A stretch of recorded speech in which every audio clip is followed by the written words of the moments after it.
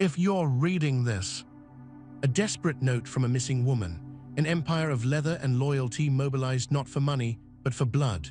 What follows is a relentless, emotional siege where the only currency is family and the only rule is bring her home. If you're new here, subscribe and comment your location. Now let's begin. If you're reading this, I'm still alive. They moved me. The words, scrawled in frantic, familiar pencil on a torn piece of receipt paper, stopped Daniel Grinch Kowalski's heart dead in his chest. He was in the grimy bathroom of the Last Stop Gas and Go, just off Interstate 80, washing road grit from his hands. The corner of the paper, taped behind the cracked mirror, fluttered in the damp air from a vent. His sister Lucy's handwriting, the same looping L she'd used since 3rd grade. She'd been missing for 72 hours. The club had been looking, but it was like she'd vanished into the Nevada air. Now this. His massive, tattooed hands, usually so steady, trembled as he peeled the tape away. The message was dated yesterday. She was alive yesterday, and someone had moved her. He didn't run. Men like Grinch didn't run, but he moved with a velocity that slammed the bathroom door open so hard the hinges screamed. He erupted into the harsh fluorescent light of the convenience store, his leather cut, the winged death's head of the Hell's Angels patched proudly on the back, seeming to fill the space. His face, usually set in a permanent, amused grimace that earned him his road name, was a granite mask of cold fury. Paul, he bellowed into his cell phone, already straddling his Electra Glide. The engine roared to life, a beast answering its master's anger. The last stop, I-80 mile marker 122, Lucy's alive, she left a note. They moved her. We need every gate, every road, every goddamn goat trail out of this county shut down. Now. Within 20 minutes, the first rumble was heard. It started as a low, distant thunder, like a storm rolling in over the desert mountains. Then it became distinct, the synchronized, earth-shaking growl of hundreds of Harley-Davidson engines. They came from the north, the south, from the clubhouses in Reno and the outposts in the dusty towns. They were mechanics and veterans, bar owners and contractors, united under the same colors. They didn't give up their empire, they used it. This wasn't a business move, this was family. By the hour's end, 200 strong, they had executed a blockade of pure, terrifying efficiency. Every major highway exit and county line road was choked with a wall of leather, steel, and resolve. They weren't hiding. They stood in plain view, arms crossed, facing the growing lines of traffic. The message was silent but deafening. Nothing and no one was leaving until they said so. Grinch stood at the strategic nexus of Highways 80 and 95 with his closest brothers. There was Mark, preacher, his VP, a mountain of a man with a surprisingly calm voice who could quote Nietzsche or a talk specification with equal ease. James Doc, the sergeant at arms, whose medical skills were as sharp as his tactical mind. And David Chips, the treasurer, who could track money or a person through a maze of digital and concrete alike. The note was taped behind the mirror, Grinch said, his voice raw. Means she was in the bathroom, probably with a guard outside. She had seconds. They'd have to stop for fuel, Doc said, scanning a map on his phone. Or a driver change. This is a transfer point. They're moving her east, maybe towards Utah, or south to Vegas. Preacher put a heavy hand on Grinch's shoulder. We'll find her, brother. We've got the net. Now we just need to shake the tree. The tree shaking began. The bikers didn't harass civilians. Their menace was a focused thing. They checked trucks, vans, campers. They talked to truck drivers on CB channels, a network within a network. The light-hearted moment came from a prospect named Ricky, a kid so eager he practically vibrated. He was checking the trunk of a minivan driven by a flustered soccer mom. "Ma'am, you wouldn't happen to have a kidnapped woman in here, would you?" he asked with absurd politeness, peering at a pile of soccer cleats and grocery bags. The woman stared, wide-eyed, at the sea of outlaw bikers surrounding her. I have a casserole for the church potluck." From beside his bike, Chip snorted. "Check the casserole, Ricky, could be a clue." Ricky looked back, genuinely confused, until Preacher's deep chuckle rolled out. "Ease off, prospect, let the lady through." It was a tiny release of tension, a human glimmer in the grim operation. Then the radio in Grinch's saddlebag crackled. It was Alina, his old lady. Her voice, usually a smooth alto that could calm his worst storms, was tight with controlled urgency. Daniel, Chips just called me. He tracked a payment from a shell company linked to the Bianchi family to a private ambulance service. A vehicle was logged out of Reno last night, non-emergency transport. Its transponder just went dead near the blockade on Route 399. The Bianchis, a sleek, suit-wearing Vegas outfit that had been making uncomfortable overtures towards the club's northern Nevada interests. Grinch had told them where to shove their partnership. This was their reply. Elena continued, the driver's name is on the manifest, Leo. He's got a record for strong-arm work. Daniel, he's got a sister too. She works at the Starlight Diner off 80, about 10 miles back towards Reno. Jennifer. Grinch's mind clicked into a cold, strategic gear. You're a genius, my Amma. Just bring Lucy home, Elena whispered, the fear for her friend finally breaking through. And you come home too. There was charged chemistry even in that brief exchange, a decade of love and shared outlaw life condensed into a few words. It was a reminder of what was at stake, the family you choose, the love you protect. Preacher Doc with me, Grinch ordered. Chips, you hold this line. Ricky, you're driving the chase car. Chase car, Ricky yelped, looking from his dented Honda Civic to the row of gleaming baggers. We're not going to a bike show, kid. We need something inconspicuous. 5 minutes later, Grinch, Preacher, and Doc were crammed into Ricky's Civic, which smelled faintly of fast food and anxiety. It was a comically surreal image. 3 massive, patched Hell's Angels folded into a tiny economy car, rolling towards a roadside diner. The Starlight Diner was a relic of chrome and neon. Inside, the air was thick with the smell of grease and coffee.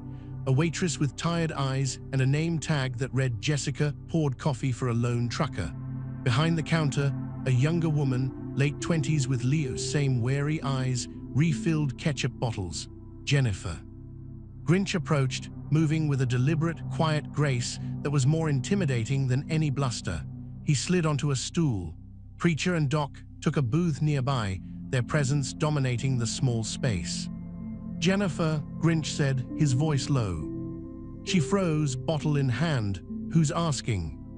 Friends of your brother Leo. We are worried about him. He's mixed up in something that's gonna get him hurt, badly.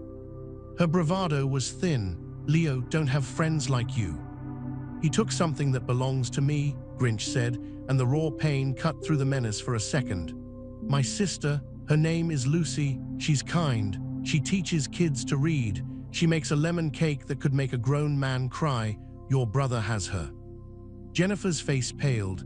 The tough girl act crumbled. She glanced towards the back, towards a door marked private. He called me last night. He was scared, said the job was bigger than he thought. He was just supposed to drive a patient. But he heard her crying, heard the guys with her talking about a changeover at the old Carson Valley airstrip. He wanted out, but they said they'd come for me. Grinch reached out, not to threaten, but to steady her shaking hand on the counter. No one is coming for you, my word on that. But I need to know when, Jennifer, when is the changeover? She swallowed, tears in her eyes. Tonight, sunset, a private plane. He's supposed to get her there by 7. Grinch looked at the clock, 4:30 p.m. They had time, but no margin. He stood, pulling a roll of cash from his pocket and laying it on the counter. For the trouble, lock the door after we leave. Call this number if anyone but us comes. He scribbled Elena's number on a napkin. She'll keep you safe. Back in the Civic, the mood was electric. Carson Valley airstrip. Abandoned, but the runway's still clear enough for a twin prop, Doc stated. It's in the next county over. We lift the blockades, Preacher asked. No, Grinch said, a plan forming. We let them think they're still trapped. They'll be spooked, looking for another way, but if they've got a plane, they'll stick to the plan. They'll try to run the back roads to the airstrip. We just have to get there first. Ricky drove like a man possessed, the little Civic whining in protest. They rendezvoused with a group of 20 brothers at a prearranged point, brothers who had come on lighter, faster Sportsters. The bikes were left, and they transferred into a fleet of unassuming trucks and SUVs, the other, less visible side of the club's empire. The convoy snaked up into the foothills, taking logging roads that dusted their vehicles in pale dirt. They reached a ridge overlooking the Carson Valley airstrip an hour before sunset. The scene below was desolate, a cracked runway, a dilapidated hangar with a collapsed roof, and a windsock that hung limp and torn. It was the perfect place for a ghost to disappear. Grinch watched through binoculars, his every muscle coiled. He saw a black Suburban arrive first, disgorging 3 men in suits who scanned the area with professional paranoia. Bianchi's men. Then, right at 7, a white ambulance with no markings bounced down the old access road. It rolled to a stop near the runway. The back doors opened, and there she was, Lucy. Her hands were bound, a strip of tape across her mouth. Her hair was matted, and her face was streaked with dirt and tears, but her eyes, Grinch's same fierce blue eyes, blazed with defiance. A man in a paramedic's uniform, Leo, helped her out, his movements gentle but hurried. One of the suits stepped forward, grabbing Lucy's arm roughly. Leo protested, and the suit backhanded him to the ground. That was all Grinch needed to see. He keyed his radio, now. It wasn't a roar of engines that answered. It was the deep, throaty purr of diesel engines. From behind the hangar, from the tree line, 5 big rigs that belonged to the club's legitimate trucking company rolled out, their high-beam lights igniting the twilight like stadium lamps, pinning the Suburban and the ambulance in a circle of blinding white. The doors of the trucks opened, and a small army of men in cuts poured out, armed with nothing more than tire irons, wrenches, and a righteous fury. It was a silent, swift descent. The Bianchi men went for their weapons, but they were surrounded, outnumbered 20-1 by men who lived and fought as a pack. The confrontation was brutal, short, and decisive. It was the physical manifestation of the club's code, you don't touch family. Grinch didn't see any of it. His world had tunneled to a single point. He was running, his boots pounding the cracked asphalt. One of the suits, bloodied but desperate, broke free and made a grab for Lucy, pulling a small pistol. Time slowed. Grinch didn't break stride. He tackled the man with the force of a freight train, driving him into the ground, the gun skittering away. He felt bones give way under his fists, a red haze clouding his vision, until he heard her voice. Danny, stop." The tape was torn from her mouth. Her voice, hoarse but unmistakable, cut through his rage like a knife. He froze, fist raised. He looked from the unconscious man beneath him to his sister's face. The fury drained, replaced by a flood of something so profound it left him trembling. He stumbled to his feet and went to her, his big hands fumbling to undo the zip ties on her wrists with a tenderness that seemed impossible for them. "Lucy, God, Lucy." She fell into him, sobbing into his leather cut. "I knew you'd find the note," she choked out. "I knew you'd come."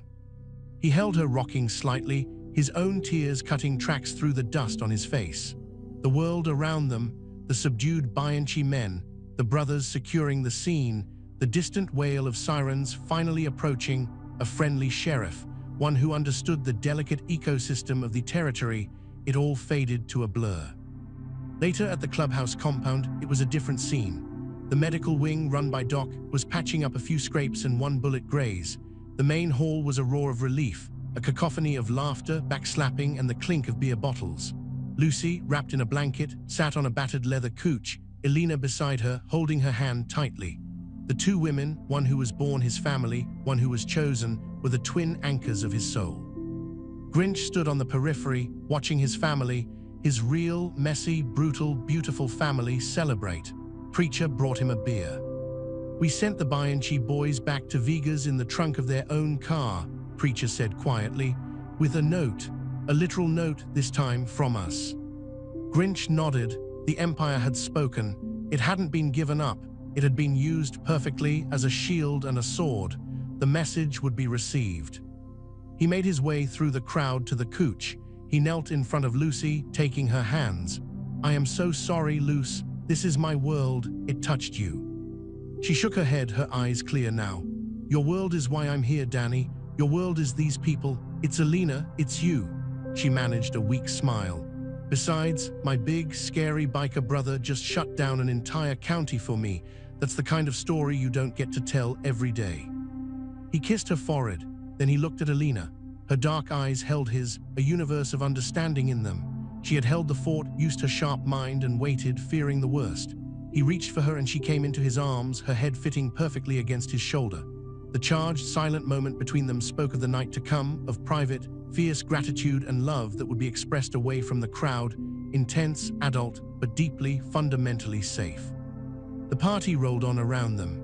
Ricky, the prospect, was telling a wildly exaggerated version of the chase car story to a captive audience. Chips was already on a laptop, untangling the financial trails to make sure the Bianchi family felt a lasting, painful pinch. It was life in all its chaotic glory. Grinch held his two women close, the engine rumble of Brotherhood a comforting bass note around them. They hadn't given up a thing. They had defended what was theirs. And in the heart of the empire, fueled by loyalty and love, Lucy was home.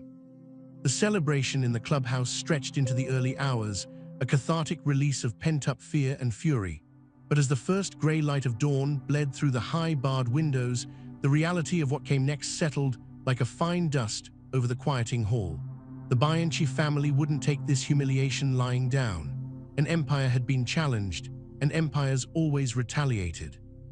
Grinch found himself in the club's chapel, a secured room with a large table, maps on the walls, and a solemnity that hushed even the loudest brother. Preacher, Doc, Chips, and a few other chapter presidents from nearby territories were there, their faces etched with fatigue and grim focus. "Vegas is buzzing," Chips said, tapping his tablet. "Our friends at the Tropicana say Silvio Bianchi is spitting nails. He's calling it an act of war. He's moving assets." "Let him move," growled a president from Carson City, a grizzled man named Bear. "He brings war to our desert. He'll find out we invented it." Preacher held up a calming hand. "This isn't a turf skirmish. This is different. They didn't just take a run at our rackets. They took Lucy. They targeted family. The rules have changed." "Preacher's right," Grinch said, his voice a low rasp. He'd barely slept, his mind replaying the sight of Lucy, bound and terrified. This was a message, a weak one because they failed. The next one will be louder. We need to be ready, but we also need to live. Our businesses, our bars, our shops, they keep the lights on. We don't hide, we fortify. The strategy session was a masterclass in the dual life of the modern outlaw. They discussed shifting legitimate inventory, tightening security at their motorcycle shops and bars, and arranging vacations for the families of key members. It was pragmatic, cold, and necessary. Through it all, Grinch's love for Alina and his duty to Lucy were the twin poles guiding his every decision. He would not let his world shrink them. He would expand his strength to envelop them completely. Later that afternoon, Grinch stood in the driveway of Alina's small, neat house on the outskirts of Reno, a sanctuary she maintained separate from the clubhouse chaos. Lucy was inside, asleep under the watchful eye of Mercy, an old lady from the club who was a retired nurse. Alina stood on the porch, arms wrapped around herself against the chill. "You're leaving," she said. "It wasn't a question." "A few days, to Tahoe, to see Donnie." Donnie was an old contact, a former associate who now ran a high-end casino security team and had ears everywhere. "We need intelligence, not just muscle. I need to know what Silvio is planning before the first shot is fired." Alina stepped down, closing the distance between them. She placed her hands on his chest, over the worn leather of his cut. Feeling the solid beat of his heart. "You just got her back. You're running straight back into the fire." "To keep the fire from coming here," he said, covering her hands with his own. "To our door, to your porch." The chemistry between them crackled in the quiet space. It was in the way her dark eyes searched his, not with fear, but with a fierce, knowing resolve. It was in the way his thumb traced the line of her jaw, a touch that held promises of return and the memory of intimacy. It was a grown-up love, forged in the understanding of danger and the absolute choice to stand within it together. "Take Mark with you," she whispered, using Preacher's given name. "And you call me every night. I don't care if it's just to hear you breathe." He leaned down, capturing her lips in a kiss that was both tender and possessive, a silent vow sealed in the morning air. "I'll call," he murmured against her mouth. The ride to Lake Tahoe was a study in contrast, the stark, beautiful brutality of the high desert giving way to the soaring pines and glittering blue of the lake. The safe house was a secluded A-frame cabin owned by the club, all rough-hewn logs and windows facing the water. It felt a world away from the tension, which made the meeting inside feel all the more surreal. Donnie was a trim man in his 50s, wearing a cable-knit sweater that screamed "retired civilian," but his eyes missed nothing. Over glasses of expensive bourbon, he laid it out. "Silvio is embarrassed, Grinch, profoundly. You didn't just rescue your sister, you made his crew look like amateurs in front of his peers back east. He has to answer, but he's not stupid. A frontal assault on your strongholds? Costly, messy." "So what's his play?" Preacher asked, sipping his drink. Donnie leaned forward. "He's importing talent, a pair of brothers from back east, nasty pieces of work, specialists in making problems disappear, quietly. The word is, the hit isn't on you, not directly." A cold knot tightened in Grinch's gut. "Who?" "The woman, Elena, and your sister Lucy, a 2-for-1, to make you suffer, to break you before they even take a shot at your territory." Donnie's voice was devoid of emotion. "It's scheduled. Soon. They're already scouting." The room seemed to tilt. The thought of Elena, of Lucy, being hunted by professional killers while he was sipping Borny in a lakeside cabin was an acid wave of terror and rage. His fist clenched around his glass. Preacher's voice was a steady anchor. "Where are these brothers now?" "Last known sighting was in State Line, casing a boutique hotel. They operate like ghosts, but they have a weakness. They're obsessed with cleanliness, order, ritual. They use the same dry cleaner in every city, a place called Spotless Suds in South Lake. They had a suit in this morning. It'll be ready by 6. Grinch was already on his feet. The plan formed with icy clarity. They wouldn't run. They wouldn't hide Elena and Lucy in a hole. They would use them as bait, but bait wrapped in layers of steel trap.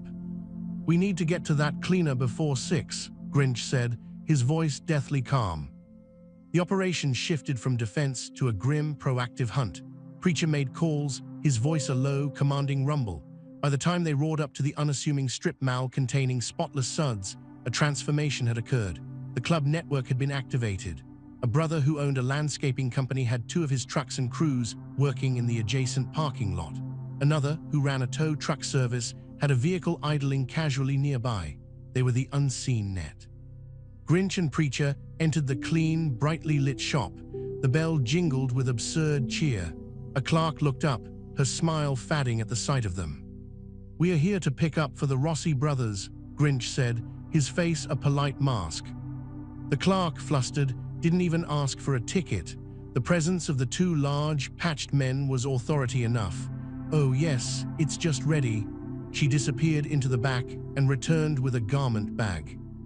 As she handed it over, Preacher engaged her in friendly chatter about a stubborn stain, his bulk blocking her view of Grinch.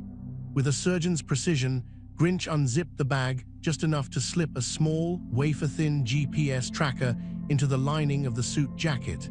He re-zipped it before the clerk turned back around. "You boys have a good day," she said, relieved to see them leaving. Back on their bikes, Grinch looked at the blinking dot on his phone's screen, now live and moving from the back room of the cleaners to the front counter. "Now we wait for the ghosts to collect their laundry." They didn't have to wait long. 20 minutes later, a nondescript black sedan pulled up. 2 men got out. They were of average height, average build, dressed in khakis and polo shirts. They were forgettable, which was what made them so dangerous. They moved with a synchronized, economical grace, the brothers. They collected the garment bag and drove over. "And now we follow," Preacher murmured, firing up his bike. The tale was a delicate ballet. They used a rotating relay of prospects in everyday cars, guided by chips from the clubhouse who coordinated via encrypted channel. The brothers drove to a rented Lakeview condo, sterile and impersonal. They stayed inside. "They're waiting for nightfall," Grinch deduced, watching the static dot from a vantage point a mile away. "They'll move after dark. We need to be ready." He called Elena. The sound of her voice was a lifeline. "My Amma," he said, the term of endearment heavy with unspoken fear. "You and Lucy need to take a ride, right now, with Ricky and Doc." "Daniel, what's happening?" "The threat is confirmed, and it's coming your way, but we are turning it around. I need you to be visible. go to the Lone Star Steakhouse off the highway, sit by the window, have a very public dinner. He could hear her sharp intake of breath, understanding immediately, "You're using us as a draw." "You're the anvil," he corrected, his voice softening. "We are the hammer. I will be there, Elena. I will be watching every shadow. Do you trust me?" There was a pause, filled with the static of the line and the weight of their life together. "With my life," she said, her voice firm now, "with Lucy's life, we'll be at the Lone Star." The next hours were an agony of suspended time. At the condo, the dot moved. The brothers were on the move. Their signal wound its way down from Tahoe, back towards Reno, towards the steakhouse. Grinch's crew paralleled them, a pack of wolves shepherding prey towards a chosen ground. The Lone Star was a popular, noisy family restaurant, all faux wood and checkered tablecloths. From his position in the darkened cab of the landscaper's truck in the adjacent lot, Grinch watched through binoculars as Elena and Lucy were seated at a window booth. Lucy looked pale but determined. Elena was a picture of serene composure, though he knew her knuckles were probably white under the table. Doc sat at the bar, nursing a beer, a medical bag disguised as a gym duffel at his feet. Ricky was in a booth nearby, clumsily pretending to read a menu. The black sedan slid into the parking lot like a shark entering calm waters. It parked at the far end, away from the lights. The brothers sat there, observing, scoping. Grinch's heart hammered against his ribs. "Come on, take the bait." One brother got out. He didn't head for the door. He walked casually towards the side of the building, towards the kitchen's rear entrance, a professional assessing all angles. This was it. "All units stand by," Grinch whispered into his mic. "He's approaching the back. Preacher, you have the front." The brother at the back door was a silhouette against the dull glow of a security light. He tested the door. It was unlocked. A small detail Doc had arranged. The man slipped inside. In the kitchen, the staff had been given an impromptu, paid break, courtesy of the club. The only person there was James, Doc, who was leaning against a stainless steel counter, looking at his phone. The brother froze, hand going inside his jacket. "Looking for the walk-in freezer?" Doc asked conversationally without looking up. "It's over there, but I wouldn't. The club's storing some meat in there tonight." The brother went for his gun. He was fast, but Doc was already moving, not for a weapon, but throwing a heavy ceramic sugar canister. It connected with the man's wrist with a sickening crack. A gun clattered to the floor. The brother hissed, lunging forward with a knife that appeared in his other hand. Doc parried with a stainless steel tray, the clang echoing in the empty kitchen. It was brutal, close-quarters combat, a clash of surgical precision against street-hardened efficiency. Out front, seeing his brother enter and not return, the second brother exited the car, his hand in his pocket. He started towards the restaurant's front entrance. Before he took 3 steps, the rumble of engines filled the night. Headlights flicked on from all directions, from the landscaping truck, from a van that just arrived, from the mouths of alleys. Grinch stepped out from the shadows, blocking his path to the door. Preacher emerged from the diner's entrance, cutting off his retreat. The brother stopped, his eyes calculating odds that were suddenly and catastrophically bad. He was surrounded by a dozen grim-faced men in cuts. He slowly removed his empty hand from his pocket. "Evening," Grinch said, his voice like gravel. "Your dinner reservation's been cancelled." Inside, the kitchen door swung open. Doc emerged, breathing heavily, a smear of blood on his temple. He gave a slight nod. "The other one's taking a nap in the freezer. He'll keep."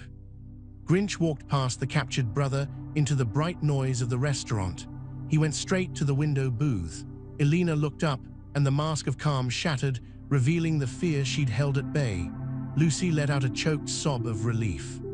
He didn't sit. He just placed a hand on Elena's cheek, then Lucy's shoulder, a grounding touch. "It's over. They're taken care of." The ride back to the clubhouse was a solemn procession, not of victory, but of grim necessity.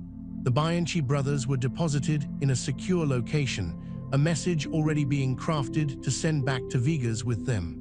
The Empire had defended its heart, not with a shouted declaration, but with a silent, crushing demonstration. In the quiet of the chapel, later, Grinch finally felt the exhaustion. The emotional whiplash of the past days, the terror, the fury, the relief, the dread, and now this hollow certainty settled in his bones. Elena found him there, sitting alone in the dark. She didn't speak. She simply walked over, settled onto his lap, and wrapped her arms around his neck, burying her face in the leather of his cut. He held her tightly, his face in her hair, breathing in her scent, jasmine and stubbornness and home. "It never ends, does it?" she whispered. "No," he said, his voice muffled, "but neither does this." He pulled back slightly to look at her. "This right here, you, Lucy, the club, this is what we're fighting for, not the territory, not the money. This, the right to live our life, love who we love, on our own terms." It was a mafia lifestyle, but one filtered through the lens of chrome and asphalt, of brotherhood forged in garages and on open roads. It was a romance born in exhaust fumes and sealed in shared risk. It was dramatic, suspenseful, and emotionally raw. Down the hall, the sounds of the clubhouse continued, the low murmur of voices, the clink of a pool game, Mercy laughing at something Ricky said. Life, stubborn and resilient, went on. Grinch knew the Bianches would send another message, eventually. There would be other threats, other fires to put out. But for now, in the dark chapel with the weight of the woman he loved in his arms, with his sister safe asleep in a guarded room, he had won. He had defended the empire of the heart, and for a man like him, that was the only empire that truly mattered. Thank you for riding with us on that intense journey. What would you do if your family was on the line? Could you command an army of loyalty? Subscribe for more stories where love and brotherhood face impossible odds. Comment, Angel, below, and tell us where you're watching from.